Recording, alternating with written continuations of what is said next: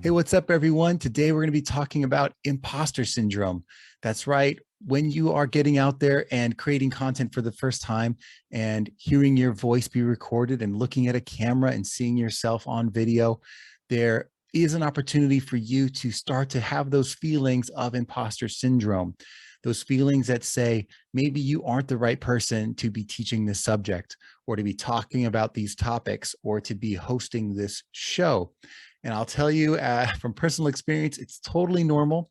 And from all the other podcasters I talk to, every single one of them can tell you they have all at some point on their journey felt the same way. And I'm here to tell you that you don't have to be the most confident person in the world to get over imposter syndrome. Really, for me, what it took was understanding that the goals that you have are different than what you think they are. In other words, if you think your goal is to develop an amazing, huge audience and to become the most listened to podcast out there, you're going to run into that issue of imposter syndrome more than if you change the way you think about your podcast. I'd like you to think about your podcast instead of as a stage, which can be very intimidating. I'd like you to think of your podcast as a tool, as something you are using to accomplish one of a few goals. And for everyone, those goals might be different, but here are just a few of those goals that you can achieve with your podcast. One of them is a place to create content. All of us in our businesses need content to help move the needle in our business. You need content to fill your website so your website makes sense and has pages of information in it, and that your website gets found by search engines. You need content to fill your social media streams with relevant information. And you need content to fill your other channels like YouTube and other video channels. And all of that can start with a podcast. And creating all that can be very intimidating. But if you realize that creating a podcast can be your one thing you have to do once a week, and from there, all those other tasks can get checked off, suddenly it changes your goal. You're no longer feeling the pressure of being on a stage. You're now just knowing that you have to sit down once a week for 1 hour to create some content that you can use on your website. And sometimes it could just be answering simple questions, because a lot of our beginner content for our websites and for other places that we're putting it literally is answering the simplest questions that we get asked all the time. And when you change your frame of mind to say, you know what, all I'm doing this week is answering some questions that people have asked, suddenly that pressure changes. Because if they've already been asking the questions, it's easy enough for you to say, yeah, I feel like I can answer these questions. This is something I've been through or that I've done research on to have the answers. That's a lot less pressure than saying I'm a guru and I have to be on stage being perfect, right? So another way to look at this is it's not just a content engine. One of the goals of your podcast could be to nurture relationships with people in your community. So if you are out there and you are sharing your thoughts and your how-tos and your knowledge, people will start to listen to that and they will ask more questions. So you can think of this as continuing that relationship. Or if someone gets on your email list, you have now somewhere to pull from to put content into your email to nurture that relationship.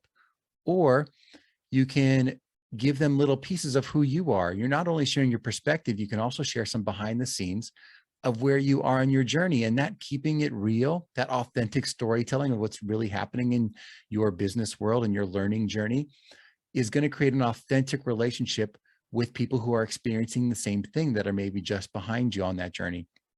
And because you're sharing your real story, it starts to eliminate those feelings of imposter syndrome, because you're not pretending to be something you're not. You're not pretending to be ahead of where you are. You're just sharing knowledge that you've gathered with the people who might find it useful. So the next thing to think about, a way to change your mindset about how and why you're creating a podcast, is to think about how you can be creating impact in the lives of the people you want to help, right? So if you think about the things that you are teaching, your own perspective on how to approach things, there's lots of ways to do something. So the way you approached it, the steps that you took, can be helpful for someone else. And it could be the steps you took, or it could be the way that you've framed something in your mind that helped you understand something better. Those simple frameworks of how you think or those simple steps of how you approached something to solve a problem are super useful to other people. And when you're simply explaining to somebody how you did something step by step, or how you organize those thoughts, or how you tend to bulk things into different groups to help you understand something better, sharing that knowledge is useful. And that impact you make by helping someone jump a step, something that maybe took you a couple weeks or a couple months to figure out, now they can just learn it from you. You're saving them time.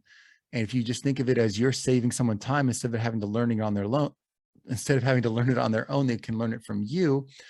They appreciate that time saving. And if you just look at this as saving other people time and having an impact on their lives, it'll be that much easier to overcome that imposter syndrome. Now, the other thing I'll mention is you're out there, you're getting interviews, you're reaching out to people. If you have the opportunity to reach out to get interviews, bring in people that you have relationships with to start with and have conversations about topics that you're both interested in. And then you can start to reach out to people that you feel like are a little bit harder to get with, but they might still say yes. And you start to say, this is the show's about. I'd love to talk to them about what you teach all the time. And if you do it enough, you'll start to get yeses that come on the show. And every yes is a huge confidence boost towards you overcoming that imposter syndrome again. So getting some yeses and having momentum starts to be the catalyst to never experiencing imposter syndrome ever again. Because once you start taking action, instead of just thinking about it in your head, once you start taking action, everything becomes easier. And the last thing I'll leave you with is some people just think of this as a sales tool.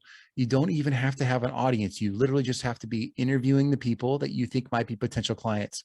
And as you have those conversations in a platform like a podcast where you are working together to collaborate and create content, that might turn into a relationship that either is a great business relationship or someone who could be a client for your business or someone that could refer a client in the future.